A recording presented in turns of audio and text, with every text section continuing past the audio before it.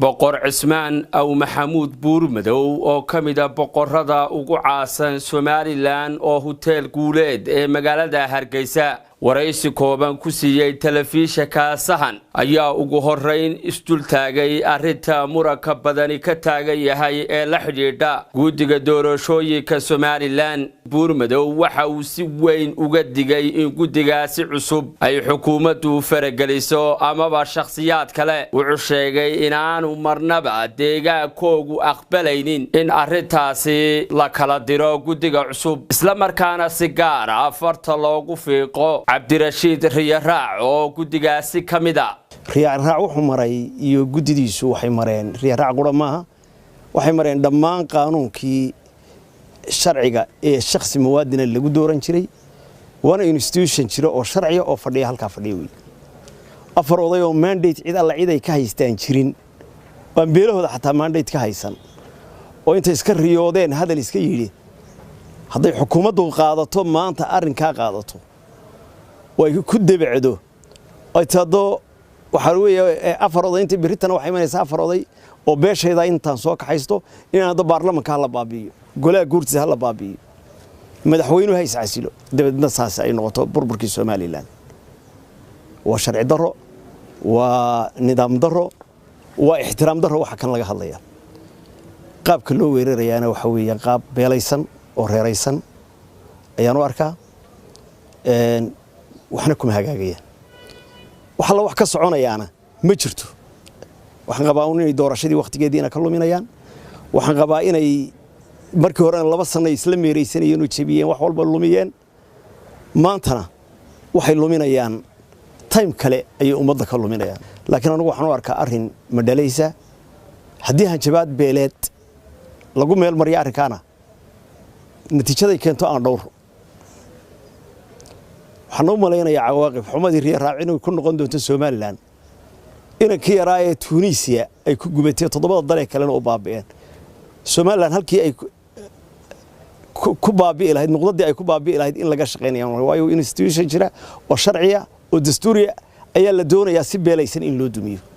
boqor Cismaan aw Maxamuud Buurmadow waxaad sheegtay in qaranku ku burburayo haddii Riyaraac gudoominimadiisa la farageliyo oo ama la yiraahdo ka tanaasul in qaranka dhan miyaanu shakhsi ka ahayn isagu oo marka madaxweynihii xisbiyadii arintaas oo dhan xal u arkaan in arintaas ay Soomaaliland badbaadinayso maxaad ugu tilmaamaysaa in beeleeryanayaan miyaanay ahayn in la eego nidaam sax ah. Riyaraac ma ha shakhsi waa institution jira oo dastuuri weey waa Faysal Cali Waraabe aan raado xisbigiisa isagu maanta intaanu beel ahaan halkan isku soo tubno doorashadan ma geli karaan xisbina ma hala baabiyo taas la mid oo musabbixaan raado madaxweynimadiisa dastuuri ma lama aqoonsane ya sariicaha xukuumadda Muuse iska togaan raado waa iyadoo leeyahay Saleeban Gaal iyo golihiisa guurtidu meesha ka bixiyeen weey ma ha shakhsi ma marka waa arrin dastuuriya oo la doonayo ya marka waxay leedahay waxa jirta wax leedahay kalimatu al-haq yuraadu bihi al-baadil ya dadka la isu soo dhaweeyeen iyo la isu tanaasuliyo waa kelmad fiican laakiin nidaam iyo sharci waa inay martaa oo qaanuun martaa. boqor Cismaan aw Maxamuud Buurmadow aynu dhinaca ka soo gudubno haddaynu nimaadno xisbiga talada Somaliland hayee kulmiye gudoominimada xisbigaas ayaa hadda deegaanka dadku boqorka u tahay ay doonayaan dhawaana waxa arinta shaaciyay siyaasiga caanka ee Maxamuud Xaashi Cabdi inuu gudoominimada doonayo. dhanka kale Maxamed Kaahin oo wasiirka arrimaha gudaha isaga laftiisa wararba sheegay inuu doonayo guud ahaan arrimahaas maxaa kaaga baxay sama jirtaa cid boqor ahaan labada siyaasiyaad adigu dhabarka taabanayso. run ahaantii waxa weeye arrinkaasi waa arrin waan arkaa Facebook aan ku arkaa caruuro wax kala taageerayo ordayo laakiin dhaqanka habar jecladu sidaa ma dhaqanka habar jecladu waa dhaqan adag dhaqan media iyo hadii la leeyahay in ma yaro meel ku kala taageerana ay wax ku soo saaraan oo hogaamiyaha habar jeclaa ku soo saaraan saama habar jecel geed bay isla tagtaa dabadna haday noqoto wax reerka u yeelana go'aan baa laga soo saaraa qabyaalada habar jeclanimada dhexdeeduna ma shaqeyso sa beelaha qaarkood ay isu riixriixi karaan liisuma riixriixo laakiin waxa taala meesha qolada tan moobeelada hadda wax leedahay hebel waa lagaga shubtay iyo runtii dee annaga waa nala kaga shubtay baashii jeegaantii iyo xidhiidhkii aan wada lahayn waa nala kaga shubtay madaxweynaha waxay isugu kaaya dambeysay iyo beeshiisaba maalintii aanu halkaa balaasa hotel ku soo heshiineen madaxweyne muuse soo saaray aanu halkan isugu nimay green balaasa haddana ku kulannay ballamihii iyo wixii aanu heshiis ahaan ku heshiinay madaxweynaha dib isumaanu arag annagu dib beel ahaan horta isumaanu arag xisbiguna xisbina wuu yahay laakiin xisbiyada say Soomaalidu u dhigan tahay yaa xisbi waliba beel buu dhabarka ku hayaa oo taageerta oo aan muran ka jirin xisbiyada Soomaaliland wali kama ay gudbin beelihii inaanu kulmiye beel ku taageeranay oo xadaana weey marxatigii furayaa ka kaco laakiin waxa jirta aniga waxay la muuqataa masalada tan maxamed iyo maxamuud xaashi anigu la isku lisayo maaha go'aan habar jecelo maaha tii arrinkii Soomaaliland habar jecelo go'aankeedina maaha waxaan arkaa mas'ala carbeed oo nabariga iskuulka ku dhigan jiro oo la oran jiray wax la qidatayn wal qird ya labadii bisadood iyo daayeerkii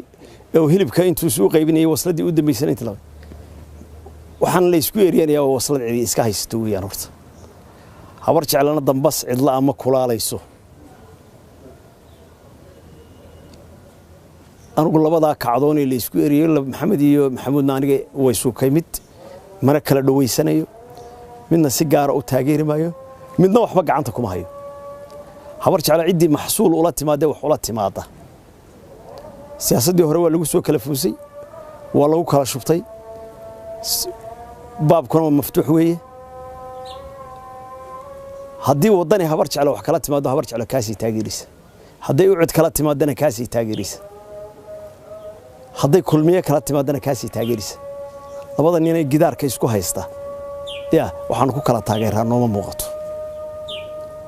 durbaanadaasna waa durbaano iska ruwaayado waqti waxa weeyaan waa entertainment waqtiga siyaasiyiin aan u arko inay haddii aan laba leeyahay waqti ku dheeraaday oo stresska inay iskaga biinayaan baan u arkay wax macnaha ku jira ma jiro madaxweynaha ma ka dalbi kartaa in xisbigii la ku wareejiyay deegaanaha anagu cidna bari mayno habar jecel xisbina cidna ka bari mayso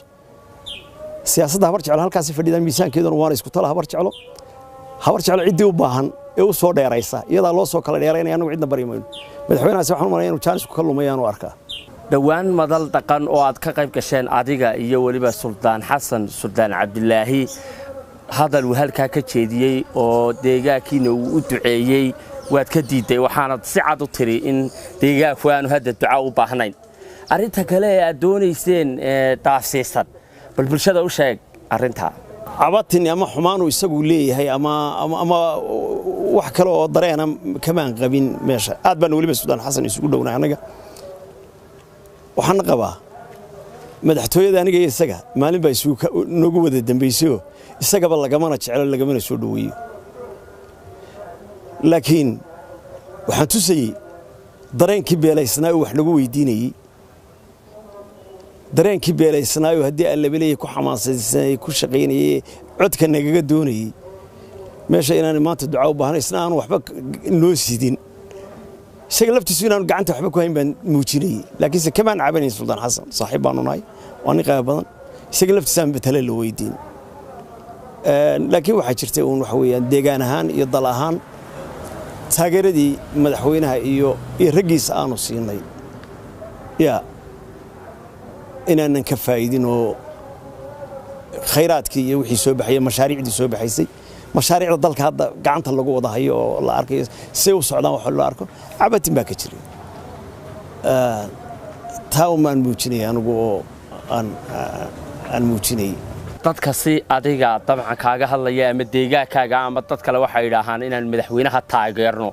boqorka ayaa u sababaha oo taageero oran jiray oo horumar dalku galaya arrimo badan hadana tii lama hayaba la yiraahaa labada sano adiga maxaa ku baxay ma diidan anigu inaan ragii ugu horeeyay ee madaxweyne Muuse Biixi taageeray hadarna mucaarad ku mihi iskumana dhowino dadka isku dhoway albaabkiisa gala anigu mihi mucaaradada aanu hayo oo aan leeyahay dadka lagu kiciyana uma arkay waxaan arkaa in chance la siiyaan waliba qabaa in lala shaqeeyana waan qabaa laakiin markaan anagu beel ahaan taageeradaan Muuse Biixi taageernay kamaanu faa'iidana waan ku khasaar waxaad ka soo qaadaa doorashadu marka la tixgelinayo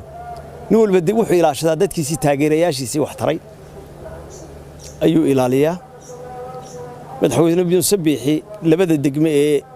ugu taageerada mid waa Garadag iyo Ceelif Weyn waa B degmooyinka qadiimka horumarkii uu gelisay dawladdiisu ama 2% ha la yado ama GBL jaalada ilaa tii shalay u dambeysay una qabateen rasmi ah lagu hayaa kamanay faa'iidin beelahan wax kale iska daayay dadkii shacbiga aan waayeelka u ahayn ee Soomaaliland ee meheradaha ka shaqeynaya dawladdu meelaha ilaa dhaqaalaha ama u badnaa ama meelaha kulli waa laga xaadiyay hadda kuwii private ka haba qiir ku jira inay si fadhiyaan oo waxaan filayaa wax dadkaba ka shaqeysta laba shirkadood oo madax bannaan oo midna tahay inanba dawladda Faray Dubai midna wakiil buu yahay midna Al-Carabiya cidhiidhi buu ku hayaa maamulaha madaarku ama maareeyaha madaarka jooga cidhiidhi buu ku hayaa in culays badan wuxuu ku hayaa inuu ka saaro oo runtii anigu ma garan karayo meel ballanta uu ka haysto marka waxaad iska daysaa wax weeyaan shaqaalihii caadiga ah ayaan ka faa'iidin xisbi ahaan baanan hadii aan la leeyahay nidaamkii taladii waxba loola lahayn deegaankii baan dawladdu waxba ku celin soo doortay oo godoboobay ee u shaqeeyay baan waxba ku hayn marka anagu waxaan leenahay madaxweynuhu ha joogo ha noolaado shaqadiisana ha qabsado laakiin waxaanu dambe ugu galaan ma muuqato hadda dhinaca kale boqorku waxa uu ka hadlay soo dhaweyntii maalintii shalay tahay loo sameeyay gudoomiyaha xisbiga UCID Engineer Faysal Cali Waraabe mudaharaad reer dhigaya bay ahayd ma ahayn mid xisbi ma ahayn wad arkaysayo gudoomiyuhu markuu dibadda jiray wuxuu ka kaambeyn gareynayay ardaagiis oo lahaa hadii aan la leeyahay la soo dhaweeyo halay heeliyo waa la xidhaya in Cabdiqaadir baa la soo fadhiisiyay wuxuu yiri saddex madaxweynaha dalka ka jira buu yiri madaxweyne ma xidho reer ma xidho ya taas ma durbaanka loo tumay qabyaaladu ma durbaanka loo tumay ma ahayn wax xisbiyeysan ma ahayn ceeb baan u arkayay ku soo dhaweynta mid ceeb ka muuqato baan u arkayay oo aan dimuqraadiyadii iyo wanaagga in ku soconay ahayn beelaysan baan u arkayay wax macnaa ila ma lahayn way boqor Cismaan Maxamuud Buurmadow dhinaca geelana aqoon dheer ayaad u leedahay maalmaha kan waad ogtahay waxa social media meelo badan ka socdo laga sii deynaya geela lagu gumaadayo Australia arintaas sida aragta geelan la leynayo Australia iyagu ma ku saxayeen in laayaan inagu inuu taageerno si indhalaanaynu u taageeray waa arkay qolo yar oo caanaleeyo halkan urur yar oo maalin dhaweedna madaxweynuhuna booqan jiray oo isaguna ka mid yahay madaxweyne laftiisu qoladan caanaleedu ku jiraan ayaan dhaweyd waxay halkan ka dhaleecaynayay geela Australia lagu leynayo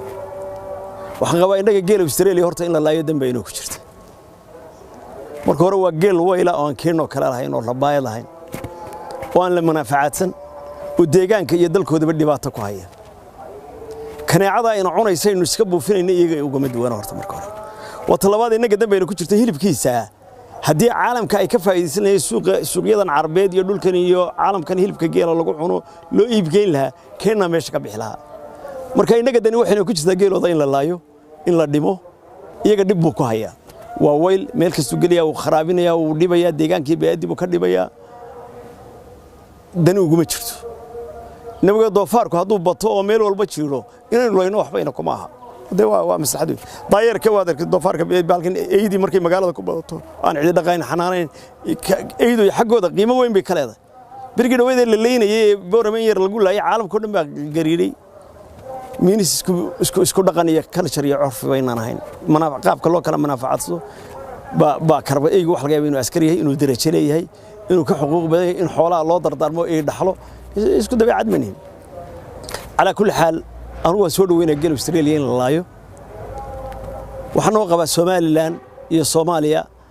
iyo dawladaha Carabaha hilibka iyo competition ku ka dhaxeeyo inaga la laaya inoo faa'iido badan haddii ay ka faa'iidaysanayaan suuqaano hilibka intay storage gareeyaan ay iib geyn lahaayeen dhib baa ku jirta laakiin qolo halkan oo aan wax nacfila lahayn oo urur yar oo halkan oo maalin dhaweyd madaxweynuhu taageerayay oo aan macno badan u garanayn competition wuxuu ku leeyahay ya anagu hadda waxaan ka fikiraynaa hadda caanaheenu iib leeyihiin suuqa caalamiga inta la border gareeyo in caalamka loo iib geeyo tigeela Australia haddii caanihiisa la iib geeyo ama hilibkiisa la iib geeyo tartan buu inala gelaya Batri Koosar Maxamuud telefishinka Sahan Hargeysa